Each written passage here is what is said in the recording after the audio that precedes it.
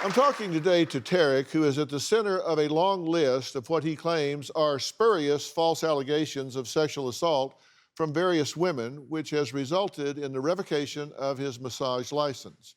Now, Tarek says he drove 2,000 miles to see me to prove his innocence. Now, I shared Tarek's videotape interview from the field shoot with a team of world-class body language and human behavior experts who have made some revealing observations. Now, please welcome human behavior analyst and co-creator of bodylanguagetactics.com, Scott Roush. Now, Scott has trained alongside the FBI, Secret Service, U.S. military intelligence, and Department of Defense.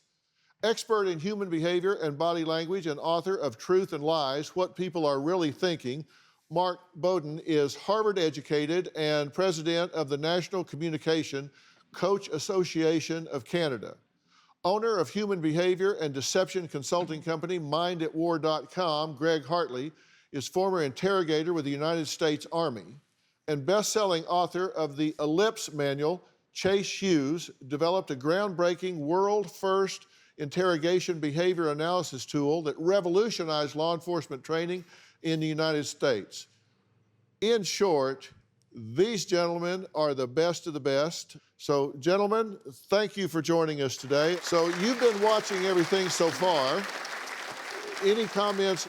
Yeah, Tarek, I've watched your video. I've been doing this a long time. You got a lot of stuff going on. I'm going to tell you, I can see a lot of body language. If I want to start with barriers, when you say your business is very successful, immediately changing, there's an indicator of deception. Start scratching at your scalp when you're talking about Gmail addresses, indicators of deception. There's all this ever-present water bottle you put to your mouth as you get to fight or flight. Your indicators of deception are all over you. Look at that eyebrow you got that you keep trying to push down. It's a good indicator. You can't hide your body language.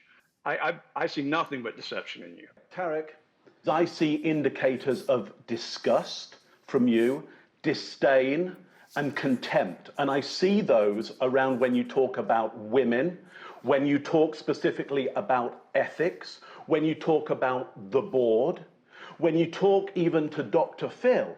And that comes from the nose that you make quite often as a baseline, the contempt that you show in the side of your mouth. Often in the videos that I've seen, I see an eye roll from you. I have an eye which is quite a juvenile gesture. I'm sure you have an answer, Tarek, for everything. And that's clear.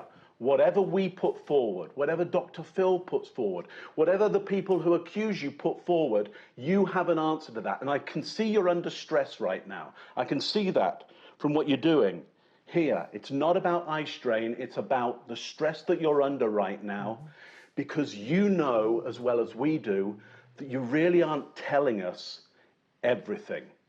Scott, let me hand over to you. What have you got about this?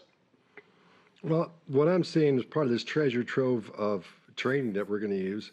When you're talking to someone and you're not telling the truth, what happens is usually the brain has to do three things when you tell a lie. It has to stop and say, don't tell the lie. Number two, it has to create the lie. And then number three, it delivers the lie.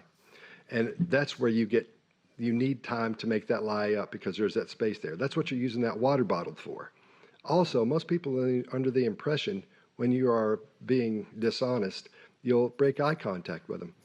That's not true. Most of the time, the person will keep eye contact with them. This is what you're doing. Your blink rate goes way low when you're listening to someone like you're listening to me now. You blink like 2 times, right?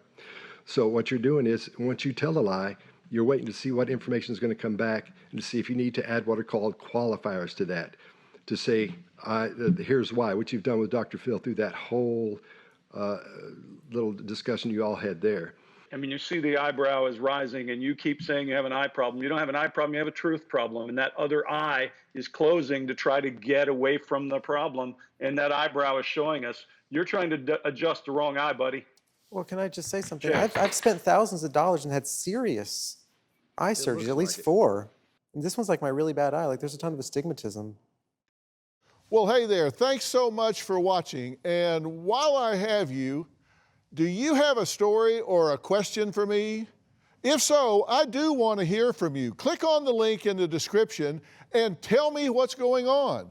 You just might end up right here with me on the show. And of course, Don't forget to subscribe. Click that little red button below. You know you want to. What are you waiting for? Do it!